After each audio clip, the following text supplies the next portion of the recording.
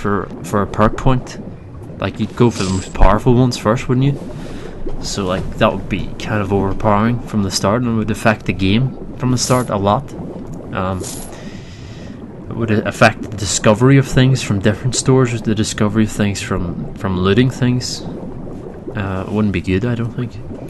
Intimidation attempts are twice as likely to succeed. That's a good perk.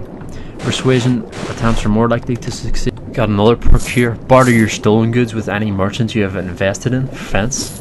So that's another game breaking thing, I think, because it was in Oblivion you had to go to a specific Thieves Guild fence, and if you can just pay for a perk with 1 perk point to sell to anybody, any merchant, that's just kind of game breaking, because it's like it breaks the realism for one thing. It's like honest merchants don't buy stolen goods. That's what it said in Oblivion. Why are you changing that for a perk?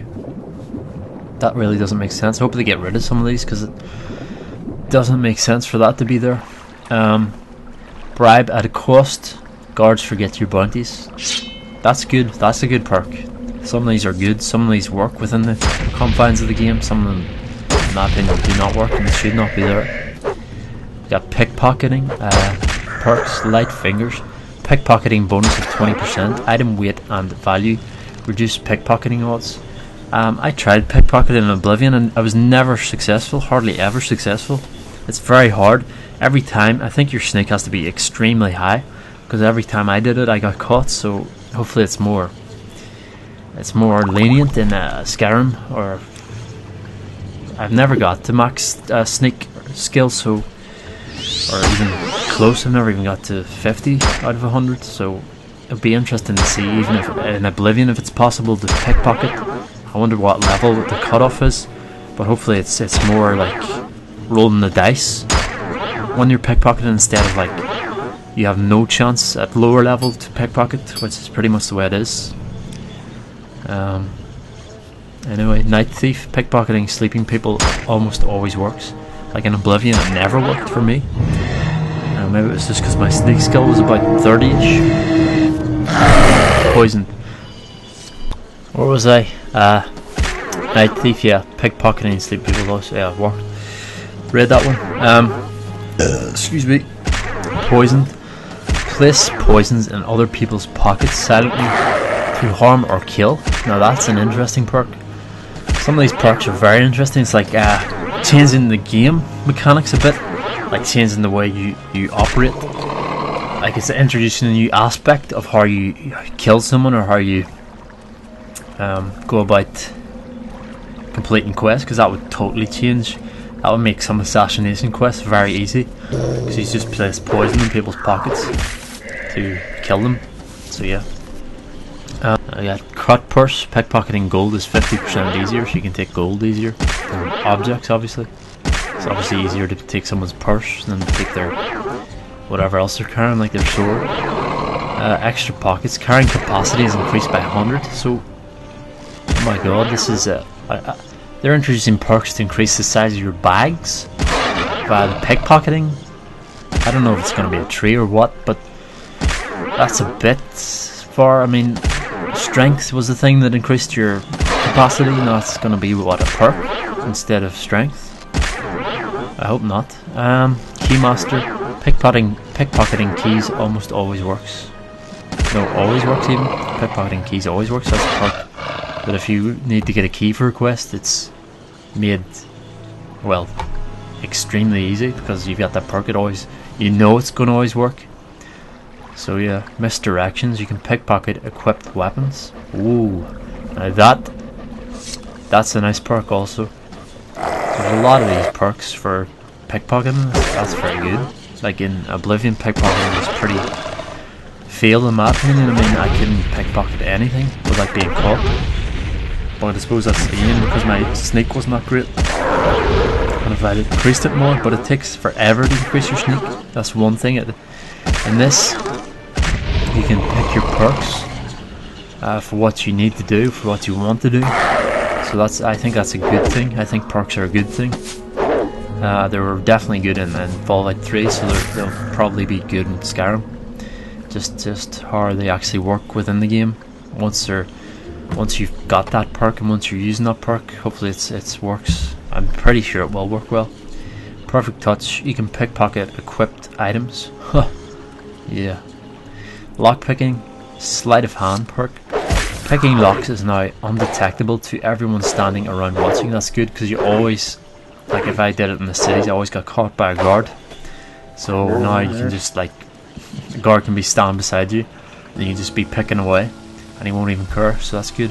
So if you actually, I would only pick that up once I'd actually been caught, and then if I got a perk, if I leveled up and I didn't need anything else urgently, I would definitely go for that. Wax key automatically gives you the key that fits the lock you just picked. What's the point of that? If you pick a lock, it's open. What's the point of making a key that fits the lock? I don't understand that. That seems a bit silly. Smithing perks, we've got steel smithing crate, steel armor and weapons at a forge. Improve by double. Crate steels, they improve by double. That's a perk. The weapons you make improve by double. That's interesting. Arcane blacksmith, improve magical weapons and armor. That's very good. So you can actually make weapons and armor in this game. This is going to be very interesting. Dwarven smithing crate, dwarven armor and weapons at forge, improved by double.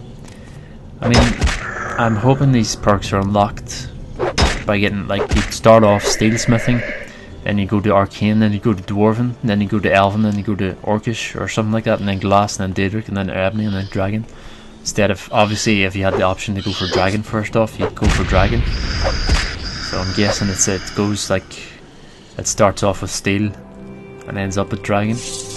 There are the different ones that are available: steel, arcane, dwarven, elven, orcish, advanced. Advanced armors create scale and plate armor at forge, improved by double. Glass smithing create glass armor and weapons at forge. Daedric smithing create daedric armor. Ebony smithing, oh, this just improves this, the actual perk just improves the armor by double. That's a perk you'd I'd probably just, I don't know if I'd pick up every perk, like, because that's one level. You get one perk per level, don't you? I'm pretty sure. Or maybe it's like in Fallout you got a couple of perks per level. That was pretty nice. Hopefully it is a couple, because you get there's 280 perks, so you need to get a couple, I think, per level, because you only get 50 levels, soft cap, 75 levels if you're doing every single quest again. One-handed prowess, these are perks also. One-handed weapons do 40% more damage. Hack and slash. Attacks with war axes cause extra bleeding damage. One-handed tactics, charge, bonebreaker, stand and deliver, savage bow, bladesman. We don't have information on these ones. Two-handed perks, 200 prowess, 200 weapons do 20% more damage. That's actually a good perk. I'd probably start off one-handed weapons do 40% more damage. The one-handed prowess, because that's a lot of damage. Deep wounds, attacks with greatsword have a 10% chance of doing critical damage. All these talents also encourage you, or the perks, it would encourage you to stick with one type of weapon. I wonder if you can take back perks. Hopefully you can, because that would encourage more fluid gameplay, more adaptive gameplay. Like if you found an awesome warhammer, you could switch over to that from your sword. TES says here, Skull Crusher attacks with warhammers ignore 25% of armor. Two-handed tactics, limb splitter, great charge, devastating blow. Attacks with battle axes does extra bleeding damage. Power attacks cost 25% less stamina. These ones don't have any name yet. Standing power attacks does 25% bonus damage. Chance to decapitate. So there are decapitations. Standing power attacks does 25% bonus damage. Chance to decapitate. And if you decapitate, I'm guessing that's a one-hit kill, obviously. Unless it's undead or something, maybe it might keep going because it's undead.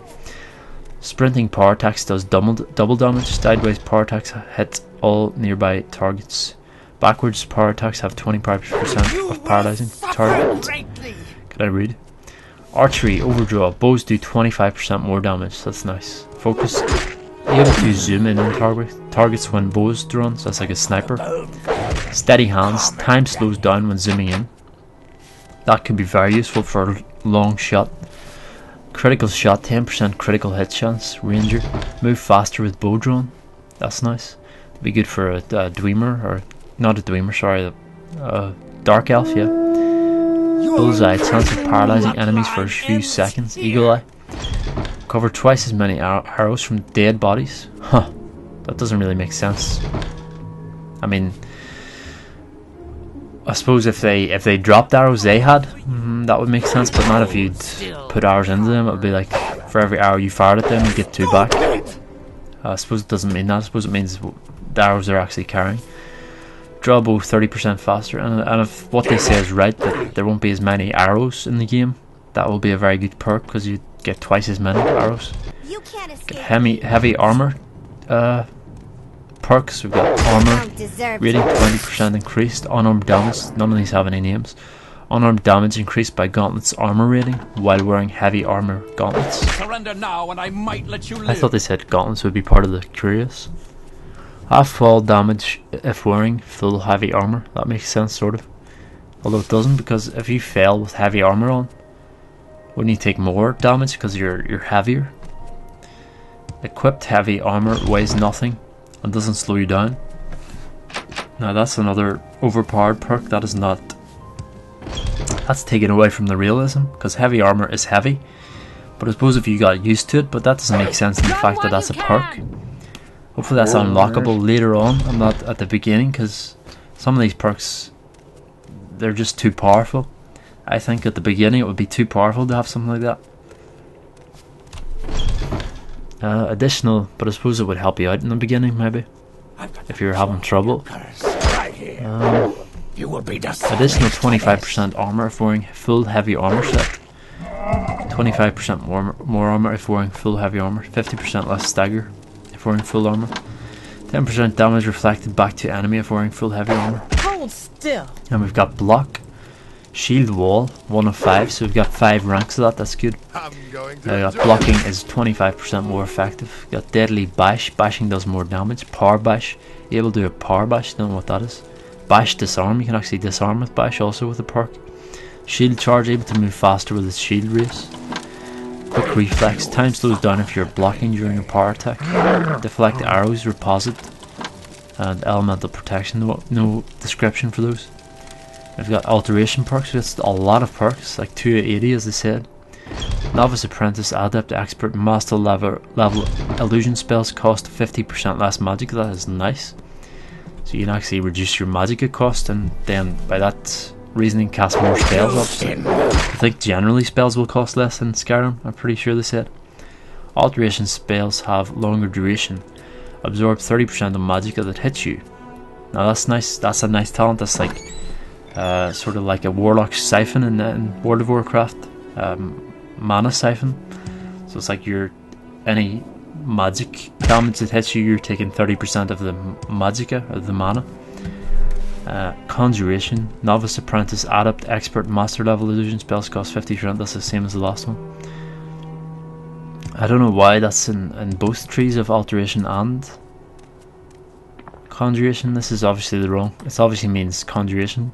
Master level conjuration spells cost 50% less, and the first one meant alteration spells cost 50% less. So it's obviously a perk for each tree, like destruction 50% less. Less also illusion 50% less. Dual casting overcharges for greater effect. Bound weapons do more damage. Bound weapons cast soul trap on some targets. I don't know if I like some of these talents, or some of them, as I said, they're quite overpowered, they seem to me.